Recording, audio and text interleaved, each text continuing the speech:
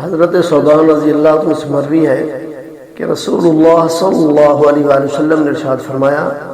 کہ میں اپنی امت کے کچھ لوگوں کو جانتا ہوں کہ قیامت کے دن تہامہ پہاڑوں کی طرح بڑی بڑی چمکدار نیکیاں لائیں گے، مگر اللہ رب العزت انہیں غبار بنا کے اڑا دے گا۔ حضرت ثوبان رضی اللہ عنہ نے عرض کیا، یا رسول اللہ صلی اللہ علیہ وسلم، ہمیں ان لوگوں کی صفات سے آگاہ فرمائیے، کہیں لا علمی میں ہم ان میں شامل نہ ہو جائیں۔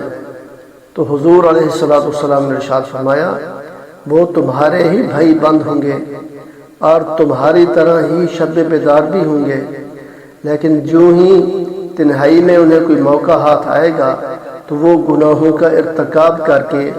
اللہ تعالیٰ کی حدوں کو پامال کر دیں گے۔ اس حدیث کو امام ابن ماجہ نے اپنے سنن میں، امام منذری نے الترغیب والعیب میں صحیح روایت کیا ہے۔ تو اس حدیث میں ارتکاب محرمات کی نہایت شدید و وعید وارد ہوئی ہے، بالخصوص وہ شخص جو لوگوں میں نیک مشہور ہو،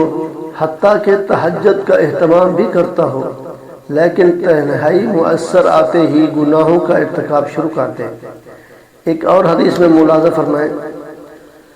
حضرت عبداللہ بن مسعود رضی اللہ عنہ سے مروی ہے کہ رسول اللہ صلی اللہ علیہ وسلم نے ارشاد فرمایا،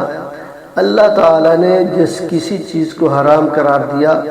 تو اسے یہ بات معلوم تھی کہ تم میں سے کوئی نہ کوئی شخص اس کا ضرور ارتکاب کرے گا، خبردار میں تو تمہیں تمہاری پشتوں سے پکڑ کر کھینچ رہا ہوں، مبادا تم آگ پر منڈلانے والے پروانوں کی طرح آگ میں نہ گر جاؤ۔ تو اس حدیث سے معلوم ہوا کہ محرمات کا ارتکاب کرنے والا پروانے کی مانند آگ میں منڈلا رہا ہے، اگر اسے بچایا نہ گیا، یعنی محرمات کی حرمتوں اور وعیدوں سے آگاہ کر کے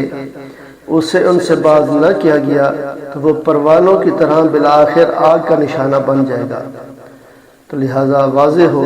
کہ جس طرح وقوع محرمات پر شدید ترین وعید وارد ہوئی ہے،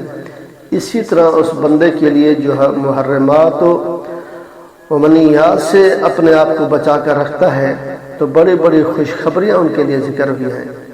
تو یہ چیزیں جو ہے وعیدیں ہیں، تو ہمیں چاہیے کہ ہم تنہائی میں بھی اور سب کے سامنے بھی اللہ کی عبادت کریں، گناہوں سے بچیں۔